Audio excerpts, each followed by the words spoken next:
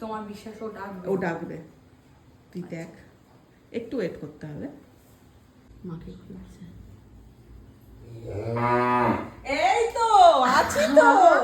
মা ঠিক প্রেডিক্ট করেছিল। আমি কোথাও যাইনি। মা কোথায় গেলে মা? মাকে না দেখলে জানো তুমি শান্তি পায় না বাড়িতে এসে। বাপ রে বাপ, এক্ষুনি বকা দেবে তোমাকে। দাঁড়াও, আমার বিশ্বাস ছিল যে ও ডাকবে। এই দেখুন চোখের সামনে থেকে সরে গেলে। চোখের সামনে দিয়ে সরে গেছে সঙ্গে সঙ্গে। শোনো